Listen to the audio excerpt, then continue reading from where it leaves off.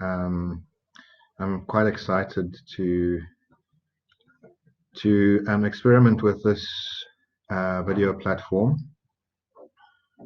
specifically for the remainder of the Lent course, because as you can see, what it enables me to do is to speak at the bottom of the screen so that you can see me and hear me, and at the same time, I'm able to go through the material with you. So I hope this will be helpful for you. Yes, and just a reminder that the course is entitled In the Pursuit of Holiness. We had an introduction and overview from week 1, which just asked some general questions about our perceptions of morality, our perceptions of holiness.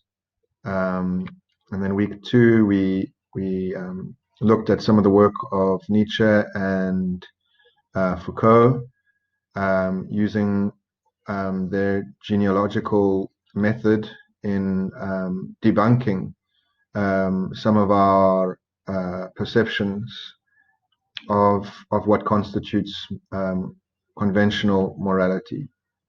And we saw that, well, it was suggested, I think at that point, that morality, conventional morality or societal morality, is not equal to holiness.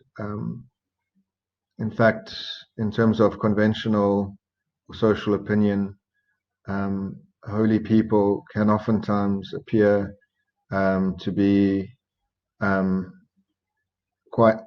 to act quite improperly, and possibly they can appear to be not even of their right mind. And and we looked at a little bit of that with Nietzsche's Madness and Civilization. And then we moved on in last week's session to the work mainly of Mary Douglas, looking at, again, conventional understandings, perceptions of purity and cleanness. What do we see as clean? What do we see as being unclean? And we tried also to look at some of the inner dynamics, the underlying dynamics of religious or cultural ritual. And I don't know if you can recall,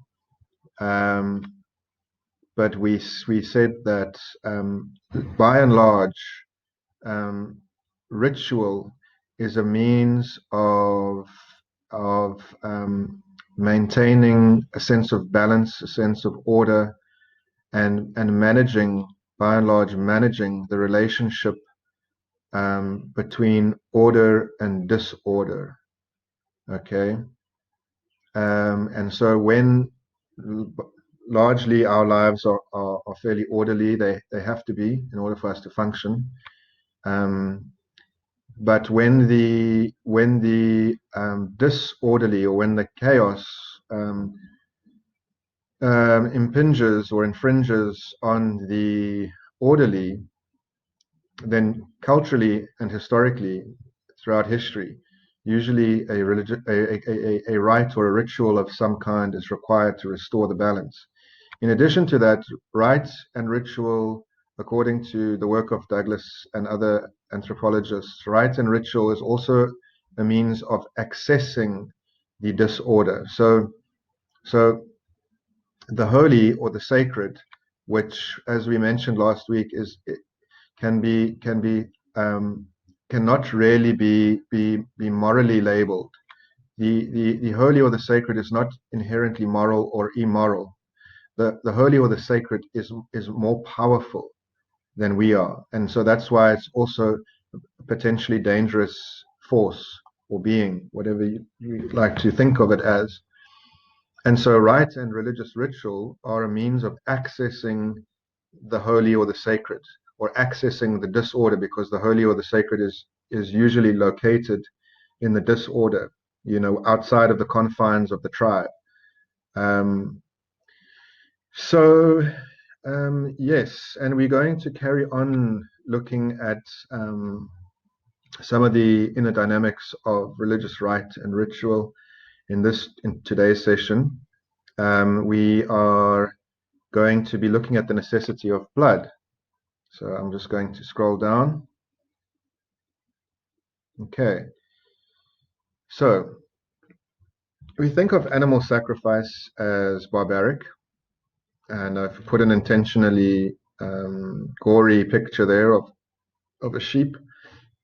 We think of it as being barbaric, and we think of the notion or the idea of us having to sacrifice animals for God as being archaic and repugnant. So, and I think most modern people would take the same or a similar approach. Why on earth does God want us to kill animals in order for Him to be pleased?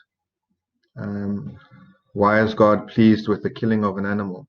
And that's the kind of a surface question that people ask, and we usually stop there, but we don't delve deeper into the significance of the rite or the ritual. And in addition to that, Christians usually downplay or ignore the connection between animal sacrifice, the role of animal sacrifice, the cultic role of animal sacrifice in Judaism, ancient Judaism, and the Eucharist. There's an undeniable connection. Thematically, theologically, much of the symbolism and maybe even some of the function of animal sacrifice is taken up and incorporated into the Eucharist. I'm not talking yet necessarily about the actual death of Jesus. I'm talking at this point about the liturgical rite of the Eucharist. And just again, at a surface level, the Eucharist is performed on an altar. An altar is a place of sacrifice, and theologically or liturgically, we understand that the Lamb of God is presented on the altar, and the blood of the Lamb takes away our sin. So, on that very superficial level, it has a very similar function to animal sacrifice. We're going to say a little bit more about that just now. But let's go to the Old Testament and Leviticus chapter 4, verses 13 to 18. If the whole congregation of Israel sins, the assembly shall offer a bull from the herd for a sin offering and bring it before the tent of meeting. And the elders of the congregation shall lay their hands on the head of the bull before the Lord, and the bull shall be killed before the Lord. Then the anointed priest shall bring some of the blood of the bull into the tent of meeting, and the priest shall dip his finger in the blood and sprinkle it 7 times before the Lord in front of the veil, and he shall put some of the blood on the horns of the altar that is in the tent of meeting before the Lord, and the rest of the blood he shall pour at the base of the altar. Okay, now let's rewind a little bit and try to look at how blood features in the God-human relationship. And I just asked the question there, can you think of the first time blood is mentioned in the Bible? What is the very first reference of blood in the Bible? Well, as you might have guessed from the picture, it is, of course, the killing of Abel by his brother Cain. And there are 2 implicit references which we're going to look at just now, so that blood is not explicitly mentioned, but the situation implies that blood might have been spilt. You might even be able to think of what those are, which precede Genesis chapter 4, but we're going to look at them just now. But Genesis chapter 4, verse 10 to 12, and the Lord said, "What have you done? The voice of your brother's blood is crying to me from the ground, and now you are cursed from the ground, which has opened its mouth to receive your brother's blood from your hand. When you work the ground, it shall no longer yield to you its strength. You shall be a fugitive and a wanderer on the earth." Okay, but just maybe also something interesting to consider. I've suggested that thematically, Genesis chapter 4, verses 10 to 12 is connected I think, or has some connection to Genesis chapter 3, 17 to 19.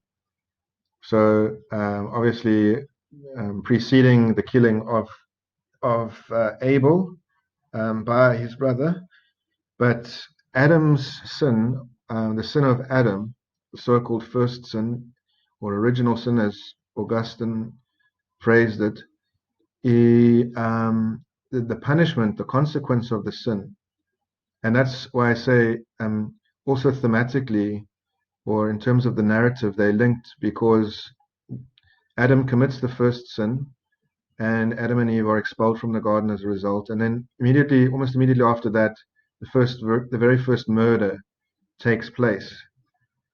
So Cain could have done anything, he could have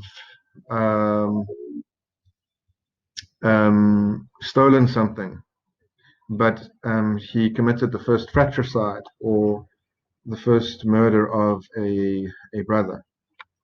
But in terms of the specifics of the punishment, it says that the ground, so it says, now you are cursed from the ground, which has opened its mouth to receive your brother's blood. When you work the ground, it shall no longer yield to you its strength. Literally, the same or very similar punishment was given to Adam after the first sin. Cursed is the ground because of you. In pain you shall eat of it all the days of your life. Thorns and thistles it shall bring forth for you. And you shall eat the plants of the field. By the sweat of your face you shall eat bread till you return to the ground, for out of it you are taken, for you are dust, and to dust you shall return. So I think it's just helpful or important to note that there is a consequence for the earth as well, or at least there's a consequence for the relationship of human beings to the earth. That relationship is now damaged. The ground is cursed, or the relationship between humans and the ground or the earth is cursed. Okay, sin's consequence. Yes, we've just said that. Okay, so I mentioned just now that there were two preceding implicit, what seemed to be implicit references to the shedding of blood. And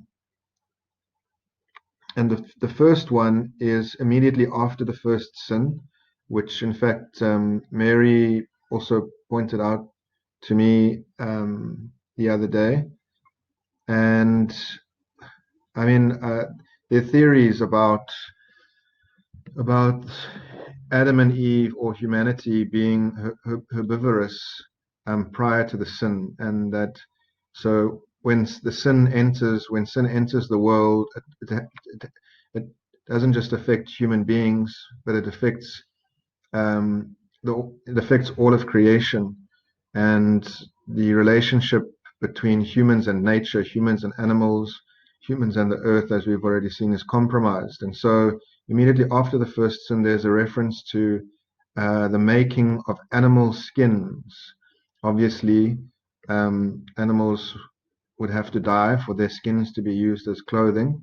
So we know that animals were killed immediately after the first sin.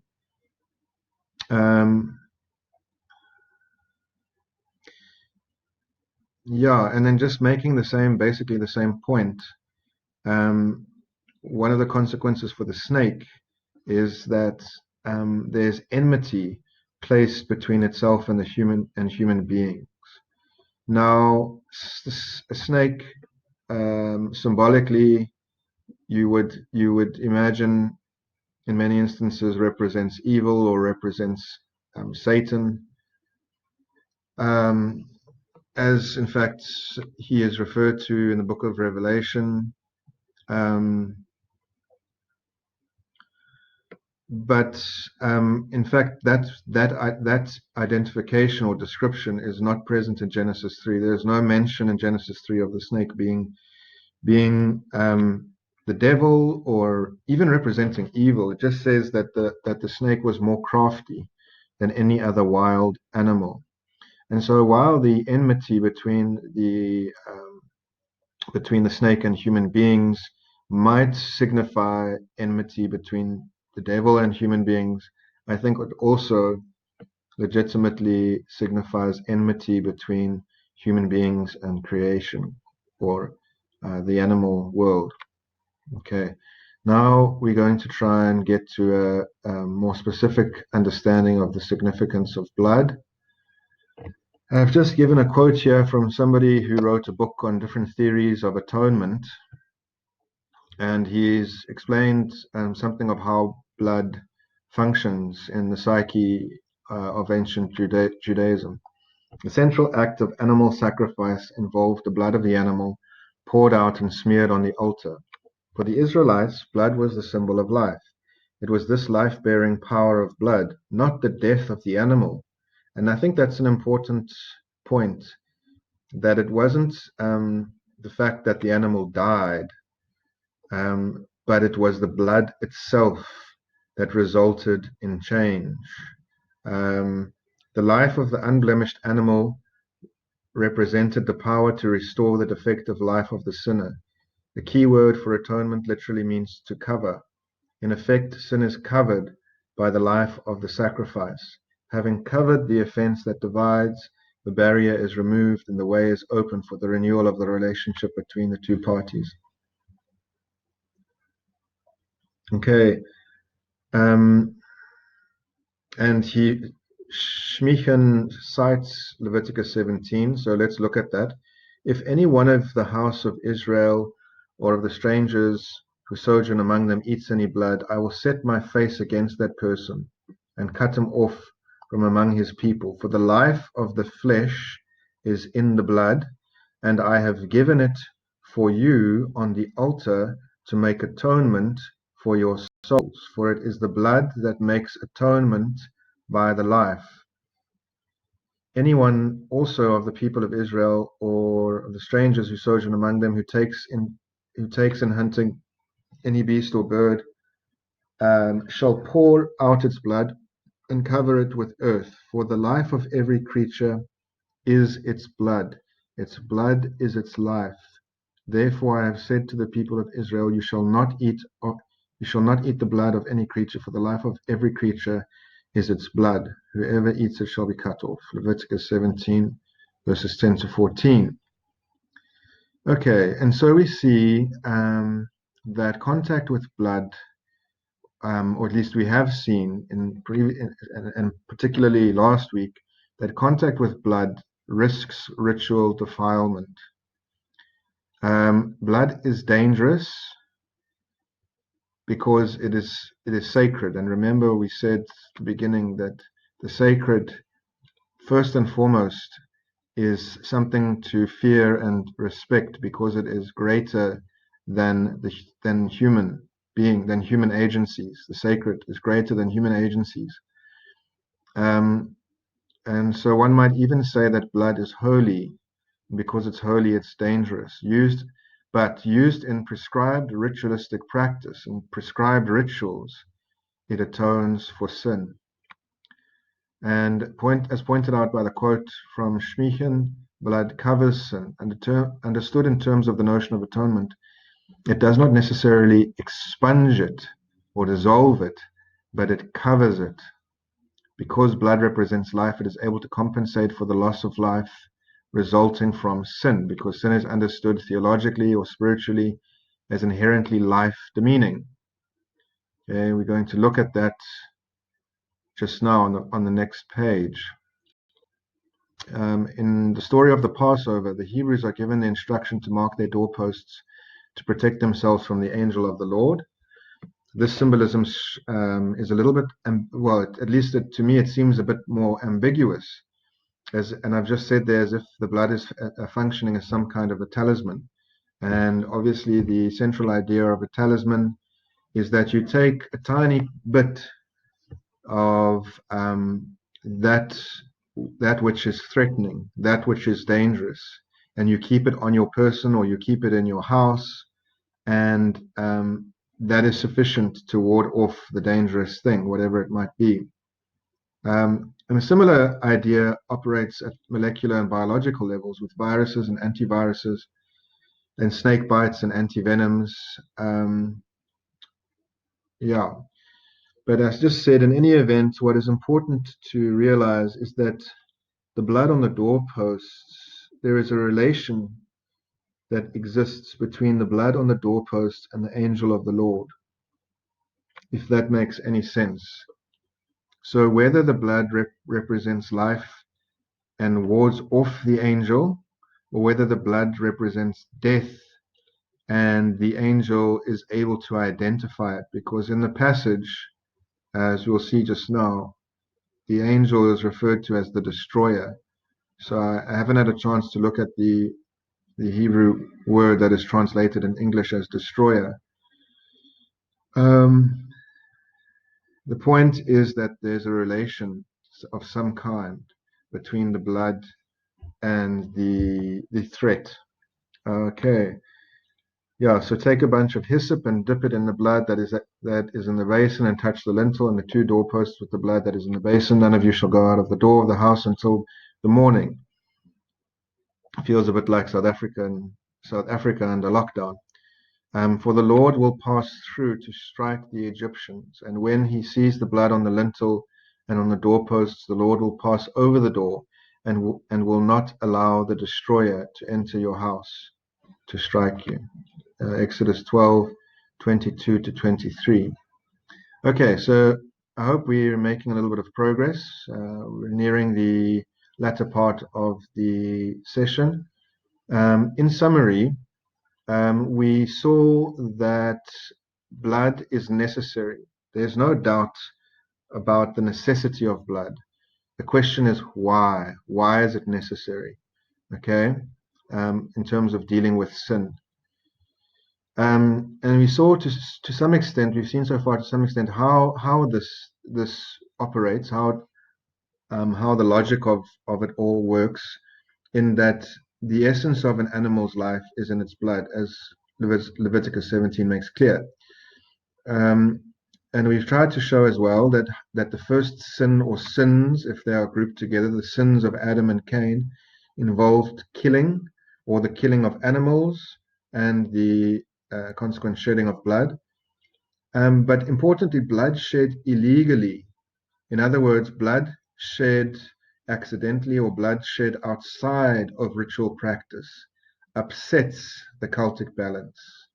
That's why we mentioned on this page that blood causes, if it's not controlled, if it's not handled in a controlled manner, it usually causes some kind of a defilement. So that's why I've said here that bloodshed illegally or outside of ritual practice upsets the cultic balance, and I think can even represent sin or death, right? So as a result, blood must be shed, additional blood, or blood must be shed again through ritual, where in this case it now represents life, and it so is able, on a sort of a cultic plane or ritualistic plane, it's able to restore life and restore life's balance. And Paul identifies in Romans and 1 Corinthians the first sin, or Adam's sin. Paul identifies it with death, right? I think, I'm not sure if it's Romans chapter 5 or 1 Corinthians, where he says, in Adam all die, and sin spreads to all people through the death of Adam, through Adam's sin, right? So as I said, importantly, Paul identifies sin with death. Okay, and so we see that blood atones for, or compensates for, or covers sin, because it represents, in essence, life. Okay, and we see that blood is a means of maintaining or restoring ritual or cultic order in ancient Judaism, and managing the balance between life and death. And as the writer of Hebrews indicates, animal sacrifice Well, the animals sacrificed, although they were meant to be without spot or blemish, they are ultimately always going to be imperfect sacrifices or insufficient sacrifices. And so as a result,